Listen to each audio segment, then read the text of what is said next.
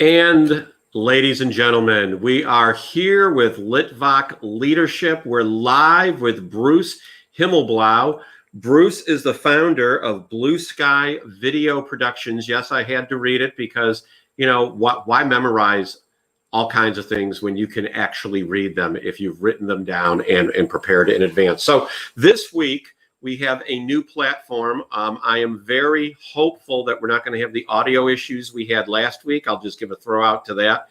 I'm using a platform so individuals can hear me better.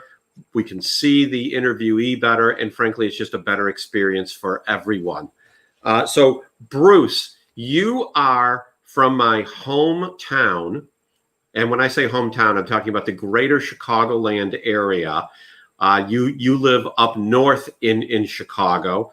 Have you always lived there? I was born and reared in the northern. Actually, no, I was born in the city of Chicago in Jackson Park. Okay. And lived there for about a year, and then we moved to the northern suburbs. And actually, my parents still own that house. They built it 60 years ago, and they still own it. Oh my. Okay. So yeah, the house I grew up in is. I drove by it a few months ago, and it's well, not, I guess it wasn't a few months ago. It was a while ago. It was pre-COVID, and it looks altogether different. So Bruce is from his background is very diverse, whether it be advertising, selling motorcycles. He's been an entrepreneur, a solopreneur, stockbroker. He's been in films and movies, working on them in the background. So I got to ask you first, what is Kurt Russell really like? He's a nice guy. I met him, must have been like 30, 40 years ago, maybe. Okay. He was doing the movie Used Cars, which, and actually what was really interesting was that was back in the day when they shot one movie for the theaters and another version for made for TV, because This is before cable TV. So there's an R-rated version of it, and then they reshot the scene where the girl loses her top, where she doesn't lose her top, and they showed that on like broadcast TV. I had no idea that when movies were originally shot like that, I thought they just cut things out. So you're saying that they pieced together different versions of it? Well, in any movie, you're going to have multiple takes. So take one is the script, and then take two is another version of that script, and then take three is like, okay, let's do a PG-13 version of this scene. Interesting. So how does that work with? So you've worked on Dark Knight and Man of Steel, also two of my favorite movies because I'm just into that whole superhero genre. Which one did you enjoy more? Man of Steel. Yeah, Man of Steel, because I got to sit down with Kevin Costner. Okay. Really nice guy. And it was portion of it was shot in the Chicago area as what Smallville would be. Okay. And so the main scene I worked on was the tornado scene. And anybody who hasn't seen it, I'm not going to ruin it for you because things happen in the tornado scene. Yes, things do happen in that tornado scene. But so I was working on the behind the scenes for that film, and you kind of see what they're working with, because our first idea of creating a tornado, they brought in like a jet engine turbine to blow all the trees around, and that really didn't work, or didn't work as well as they thought it would work. So then they bring in these humongous big fans, and then the fans worked a lot better at blowing the trees around. The cars that they shoot don't really fly in the air, though. That was done in post-production. So that's all CGI. Yeah, but a lot of interesting things happen in the scenes. There's a couple stuntmen who are running down away from the tornado, and each time they fall, and they fell like 12 times, and they cut that scene out of the movie. Interesting. So what town, if this was being filmed in the Chicagoland area, what town was Smallville actually? Well, the tornado scene was in Plano. They actually cut down or blocked off a big portion of this, not really a highway, but a thoroughfare, which really did wonders for traffic. and we had that for about a week. Okay, a week Mm-hmm. just for that 2-minute tornado. Yeah, pretty much. Yeah. Wow. That's and the people of Plano were probably excited and mad all at the same time. Yep. There was one exciting part where I had to go back to my car for a piece of equipment. And so they hired some security people to make sure that strangers don't wander onto set. Right. And so I returned from my car kind of casually, and all of a sudden I turned behind me, and the security guard is coming up from behind me, like, okay, you got to leave. And luckily, one of the other producers was right there on set. Like, no, he's with us. Good. Very, very good. All right, so let's talk a little bit about technology. For everyone's knowledge, Bruce and I are in a group of sales and social media and just wanting to do things different kind of professionals. And I noticed, Bruce, that you've got a big honking microphone there in front of you. Can you tell us the benefit of that big honking microphone? And can the amateur get one too at a reasonable price? Yes. Actually, I set up a page on my website, which is bsvp.com/stream. What's it called? Come on, it's your website now. It's my website. Well, I got the bsvp.com part correct. And it is Livestream Kit, all one word.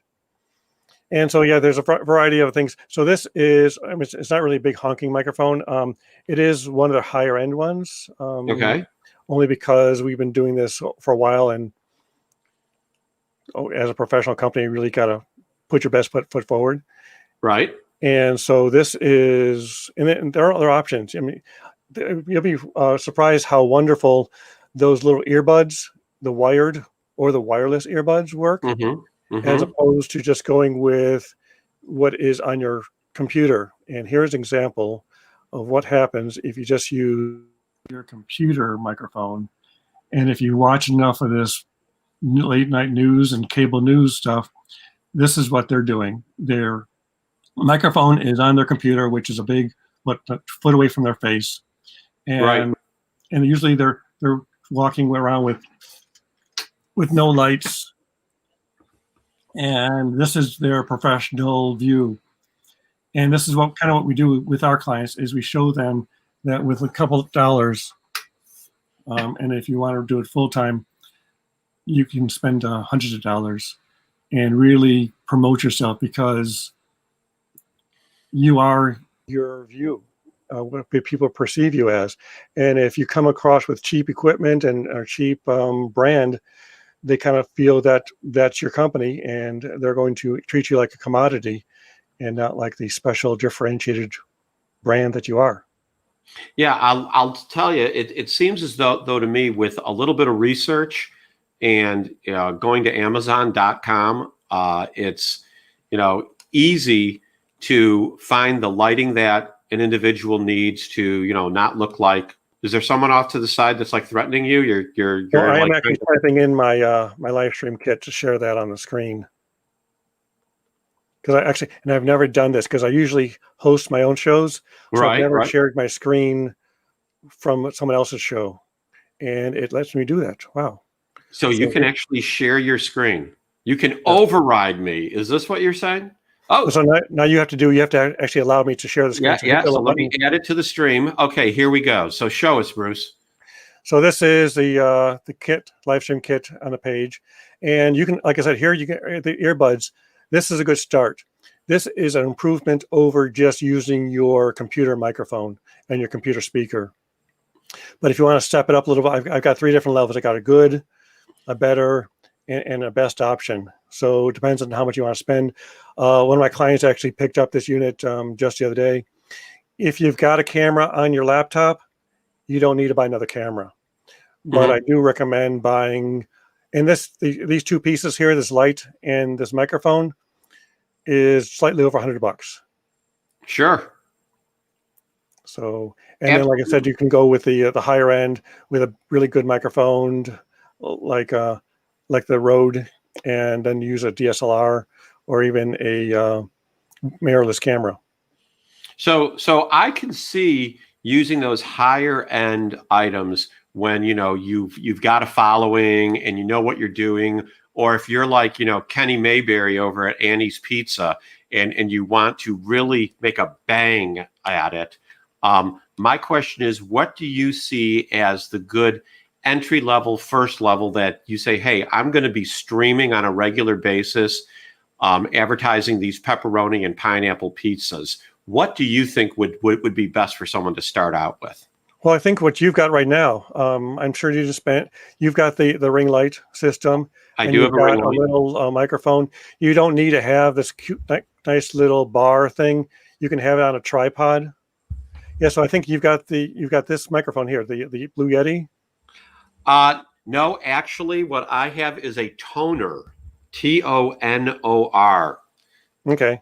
So you can look that up on Amazon, and you'll see that is definitely about of the Blue Yeti. Okay. Well, that's kind of what this one is. Sure. This one is about maybe half the price. Yeah.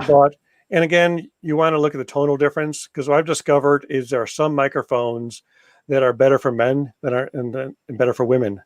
Because some of these microphones, like this one here on the top, doesn't have that bassy range. And if you want to go do a kind of a Barry White type voice, you're not going to, you need a microphone with a good bass. Interesting. I have not played with the settings, so I need to see if I can get that Barry White going on. Well, again, if you're a woman who doesn't have that bass to your voice, you don't need the bass to your microphone. Sure. So what would you recommend for individuals that say, hey, I want to start streaming, I want to start promoting my business, but I just don't know where to begin? What do you, other than just go do it like I did last week on Facebook, what do you think people should be doing? Watch other people, see what they're doing. Okay. See what you like, see what you don't like. Again, I think I learned about StreamYard through other people streaming. Sure. And StreamYard has been around for years. I mean, it's been around for what, 5-6 years. Okay. It hasn't taken off. I mean, Zoom has been around for 5 or 6 years as well. It's just that they really haven't had the need to do live, because I've been doing live since Periscope was first launched. Sure. And even before that, it was a platform called Meerkat. And Meerkat was it was easy to use. And again, there was live streaming before Meerkat and before Periscope. And what people don't really realize is that those two platforms came out before Facebook Live came out. Yeah, and I've never signed up for a Periscope account, although I have a Twitter account. Do they naturally, do I need a Periscope account, or I can just go live on Twitter too? No, in order to go live on Twitter, you need a Periscope account. Okay. But it does stream live to Twitter. Got it. Because Twitter owns Periscope. And for everyone's knowledge today, this is streaming at this point, at least, to Facebook and to YouTube. So if you haven't seen my YouTube page, just search my name, Sean Litvak, and you will see those initial videos that I was doing at the beginning of the pandemic, just me pontificating before I realized that it was far better to interview people. So Bruce, tell us more about because you and I have talked about this a little bit, your pivot with Blue Sky Video Productions, what you were doing before March and what you started doing in April and May.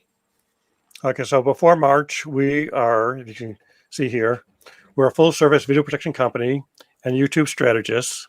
There you go. And so what we're doing is a lot of productions. We have one client who actually hires us to do 3 to 4, maybe sometimes 5 productions a year. And we're flying around the country doing these productions. We go on locations to their plants and interview their employees, and kind of whatever that plant is doing well, we share that with the rest of the company, because the company is nationwide. All right. And so we would do that every year. They would have a retreat once a year, and they would fly their best people out to a certain location. because I had everybody in one location, it was easier for us to actually interview them. And so you get a common thread through that organization, as opposed to flying us from plant to plant to plant around the country, because we took advantage of that. And so that was canceled this year. Oh, yeah. Yeah, And all so my favorite conferences have been canceled this year. It's right now my favorite conference is Let's Go to the Kitchen. there you go. Well, again, I actually went to a conference that usually is held in Las Vegas. Yeah. That I was able to attend because it went virtual. So there was an advantage there.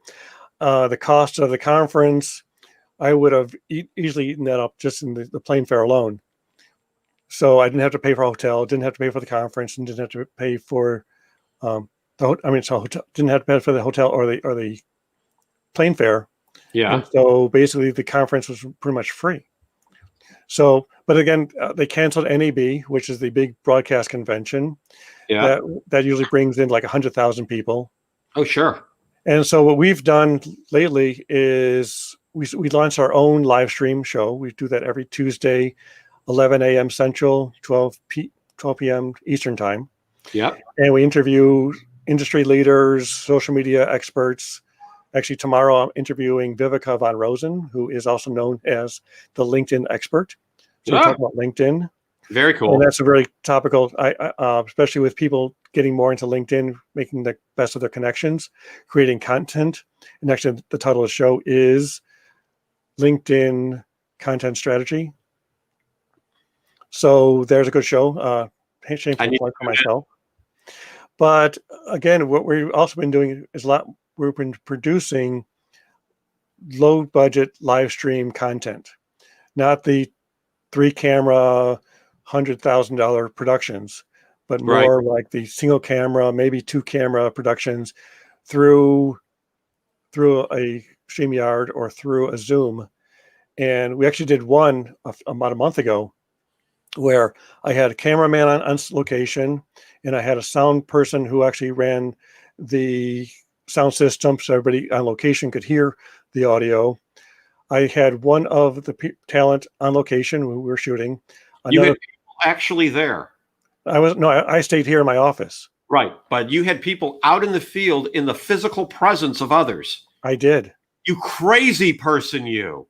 Okay, go ahead. It was all socially distanced. Yes. But again, so we had our cameraman on location, our sound person on location. We had a monitor set up so that the people on location could see what was going on. I had one talent there on location. Another talent was at home on their computer. And I switched the whole thing live from my office. Wow. Yeah, I've seen your production work, and it's always impressive. How I'm going to learn how to do that end. Right now, I'm just the talker. So we got a question for you, and I'm going to try and throw it up on the screen and see if it works. Oh, here we go. From Kenny Mayberry on Facebook. Can Streamline help a small business owner like a pizza place? So Eric Bam, I know you can with your Instagram show, can take care of Kenny and Annie's Pizza in Louisville, but Bruce, what are your recommendations for Kenny? Well, what you're doing with live streaming is you're creating an audience, you're creating a brand, and you're getting to be known as the expert in your industry. Because the old saying is not who you know, it's who knows you. Yeah. So let's say I'll walk up to Kevin Costner and say, hi. Like, I know Kevin Costner. Kevin Costner has no idea who I am. Right. So I've done this as well. We had a series of called Indie Film Nation, where we were interviewing filmmakers across the different film festivals. And I went to another convention of videographers, and we were interviewing a filmmaker from Russia. Oh. And he walked up and says, I know you guys, because he saw us in our Indie Film Nation show, although at this conference, we were shooting a video for their in-house stream. Okay. So we've got to be known as filmmakers. And by doing this on a regular basis, people tune into you. People stumble upon who you are. If you use the right keywords, the right SEO, people just kind of like, oh, well, what's this show about? So, And then they start following you. so Eric Bam says that Kenny should live stream making a pizza every day. Can it be just as simple as, here's another one of my toys. This is a stand that actually came with my ring light. And then I got this little bendy thing that goes on it. Could Kenny as easily as put his camera, his phone in a holder like this, aim it down at the pizza, go live and start talking about how to make a pizza? Could it be that simple to start? Have you ever heard of a person named Julia Child? Yes, but she had, bowls of food that were pre-cut, it seemed like, or then the finished product, wasn't it? I don't know. I was like little when There's your same concept. This is how you make a pizza from scratch. Tossing the dough in itself is a half-hour show. Well, there you go. There you go. Because I think I've tried tossing dough on myself and just kind of gave up and just kind of like flattened out with a roller. And I know that's really you're not supposed to do that with a pizza, but right. Or else buy a pre-made pizza crust, and then seeing how different. Go through a day by day on different pizza recipes, sauces. A sauce by itself is a whole week. Do a whole week of sauces. A whole week of sauces. There you go. So Kenny Mayberry of Annie's Pizza in Louisville. If you want some pointers or some assistance on how to stream a pizza, contact Bruce. Contact me. Either one of us would be happy to give you some pointers on how to start. Now, Bruce. Oh, and okay, Eric's full of information. We're going to have to maybe bring him on just to see if he can keep throwing information. Go live with your staff. So Kenny, there's another idea. But Bruce, Eric has a question for you, and we're getting questions mainly from Eric, but other people too. Doesn't this kind of remind you of the talk shows on the radio from when we were younger, and the same people would call in every single day? Thank God for regulars. Anyways, for long time listener, first time caller. Yeah, long time listener, first time caller. Yeah, of the day. So Eric wants to know, Bruce, what's your favorite social media platform? I would have to say, if you take down his little thing there, it would have to be YouTube. Yeah, it'd have to be YouTube. Although it does, I would recommend being on multiple platforms. I mean, start off with one and build your presence on that one channel. Sure. And then once you build it there, expand to other channels, because if you're not on those channels, people can't find you. So let's say with Sean, if I want to share your content and I'm on Twitter, but you're not on Twitter, I'm going to maybe just type in your name. And unless you're there, you're never going to know I even mentioned you. Right. And another pointer with that is you should have the same name or handle on every single piece of social media. Yes. So you'll see, for example, Bruce, do you have a specific hashtag that you use, or what is your handle? I am BSVPtv across everything. Yep. Except for my website. Although for a while, I think I owned BSVP.tv, but people weren't going there because they're always thought it was a .com. .com is still probably your best bet, unless you want to go with something really special, and that .com is taken. .io is popular for some platforms. Periscope, I think, would start off as Periscope.tv. Sure.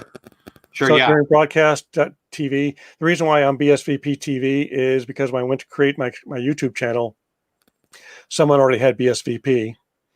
And then they also required you to have 6 characters, a minimum. So I figured, what 2 more characters can I add? So I went with TV. TV. Yeah. I'm Sean Litvak on all my social media, and I hashtag just about everything with Litvak Leadership. So it's So if you're on LinkedIn, here, I'll give myself a shameless promotion. Follow the hashtag Litvak Leadership. Anyways, moving on. So Bruce, as you know, I have worked in the janitorial industry since 1991. Now I'm going to change my question that I've asked everybody because I want a different answer from you. Because I've been What? watching your show all week, so I was prepared for this one. I know you were prepared for this. So what I want to know is, what is your favorite cleaning task? What do you say when someone's like, "Ah, we just need to do this"? You go, "Yep, that's me. I'll take care of it." My favorite cleaning task is pushing the button to my Roomba twice. The first one turns it on, and the second one starts it going. Okay. That is simplistic and good. Okay. How do you like your eggs? Scrambled. Scrambled with milk or without? Without. Although I guess omelets are actually easier than scrambled, because with an omelet you don't have to sit over there and watch it all the time. With scrambled, you actually have, because sometimes what happens is I'll forget to scramble, and then all of a sudden I've got an omelet. Okay. Wait, you'll forget to scramble, but then you have an omelet? Yeah. So if you put your eggs in the base of your pan, Right. and let it cook, because of course you got to add some butter so it doesn't stick.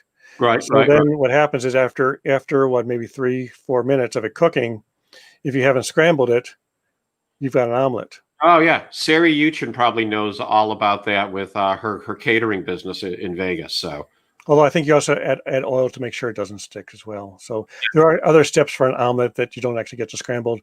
So if anything does go wrong, scrambled is your good backup. so, and your scrambled eggs, do you scramble them lightly, or do you scramble them like my mother until there's like peaks? So I have no idea. Yeah, my mother scrambles eggs to the point where it's like there's like peaks going across. It is unbelievable. An almost 80-year-old woman just beat the crap out of these eggs. It is phenomenal. Yeah, I don't go through that much work. It's basically put the egg in, scramble up, make sure everything's mixed together, let it sit, let it cook, chop it up, and eat. Eat. So Yeah. What do you think is the most important quality of a leader? Understanding, listening. I say listening. Getting feedback from your employees. Okay. And then what should you do with the feedback if you disagree with it? Fire them.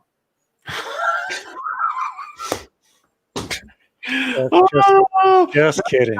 Right answer. It's like, if I wanted your opinion, I would give it to you. No, so this is a solopreneur. Just throwing that out there.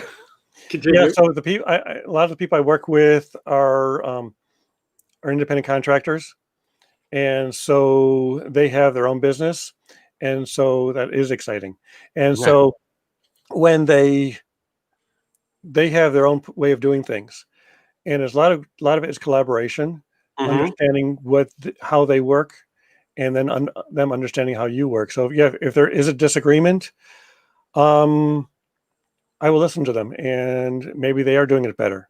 And that's, again, which is why when you're working with other people, you're working on your business, in your business, is that if you only did it your way all the time, there wouldn't be any growth.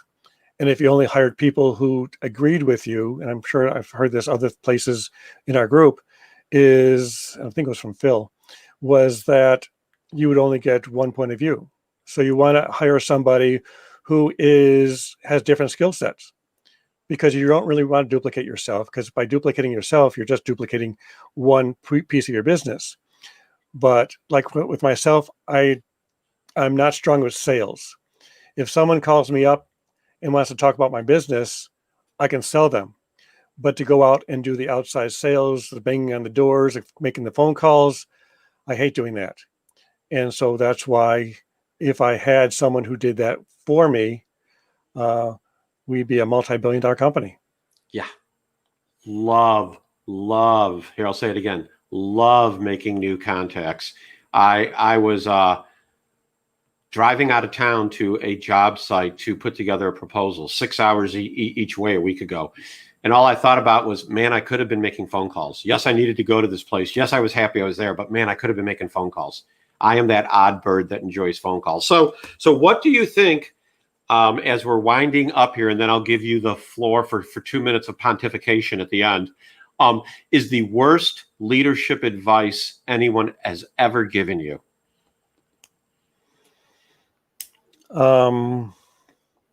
Do it my way or else. Okay. I like that.